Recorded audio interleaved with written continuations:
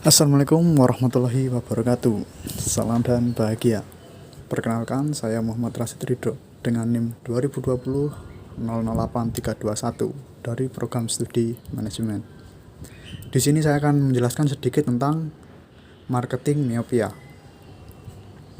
Istilah marketing miopia adalah istilah pemasaran yang diambil dari judul makalah pemasaran yang ditulis oleh Theodore Levitt. Tulisan ini pertama kali diterbitkan pada tahun 1960 di Harvard Business Review dari sebuah jurnal yang beliau perbaiki kembali.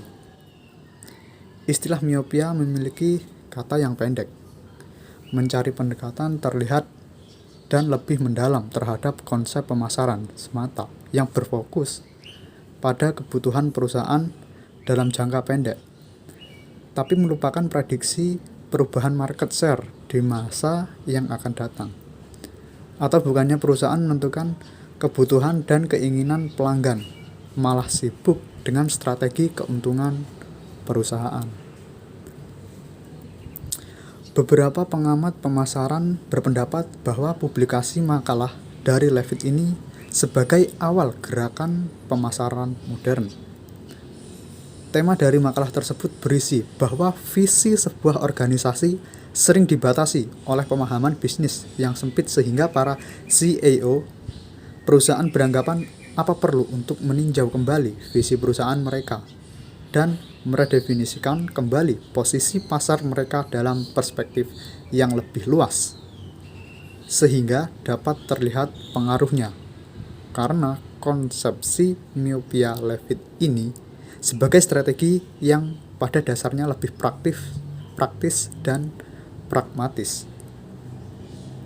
Nah, jadi inti dari pengertian marketing miopia adalah kondisi di mana bisnis terlalu fokus untuk menjual produk mereka daripada mengerti masalah apa yang produk mereka pecahkan. Selanjutnya, contoh marketing miopia. Yang pertama, Kodak kehilangan sebagian besar bagiannya dari kamera Sony ketika kamera digital meledak dan Kodak tidak merencanakannya. Kemudian Nokia kehilangan pangsa pemasarannya ke Android dan iOS.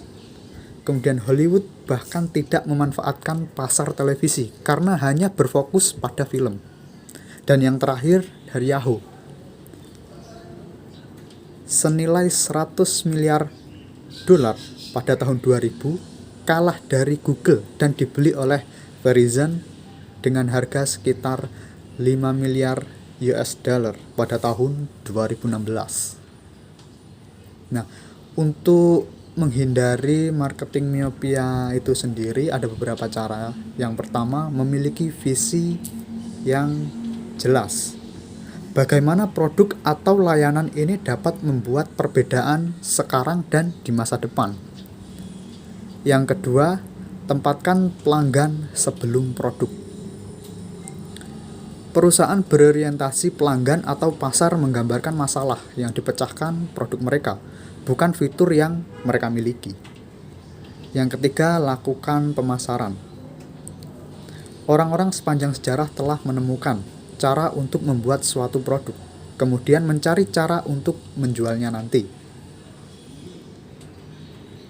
Merek Wakdoyo adalah contoh yang bagus. Perusahaan yang lebih sukses menentukan apa yang diinginkan orang sebelumnya, kemudian memproduksinya. Yang keempat, jangan hentikan pemasaran. Penting untuk melanjutkan riset pasar, bahkan setelah peluncuran produk.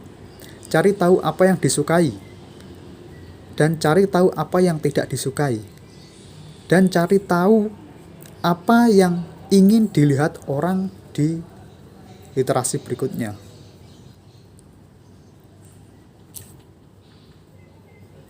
Selanjutnya, melakukan kompetisi.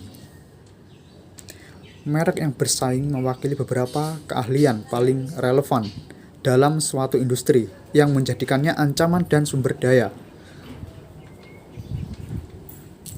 Selanjutnya, diversifikasikan produk ataupun layanan. Jangan hanya memenuhi satu kebutuhan, temukan cara untuk menangani keinginan pelanggan dan penawaran Anda akan menjadi lebih lengkap. Dan yang terakhir, lakukan percobaan. Inovasi yang deskriptif memang sangat beresiko, akan tetapi itu juga satu-satunya cara untuk memenuhi kebutuhan dengan cara baru. Dan yang terakhir yaitu kesimpulan. Jadi dalam kesimpulan kita melihat bahwa perusahaan atau industri memiliki sikap seolah-olah menutup mata terhadap bisnis mereka.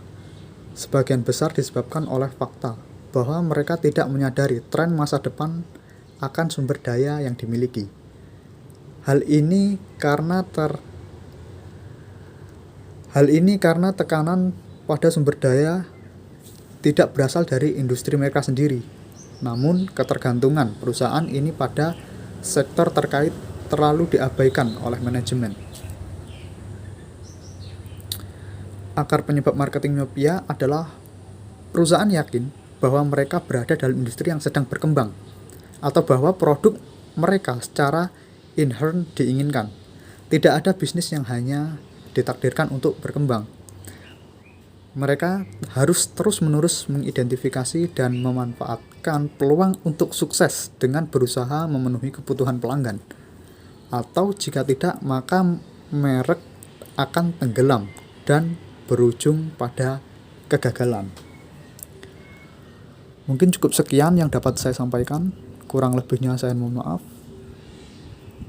Wassalamualaikum warahmatullahi wabarakatuh. Salam dan bahagia.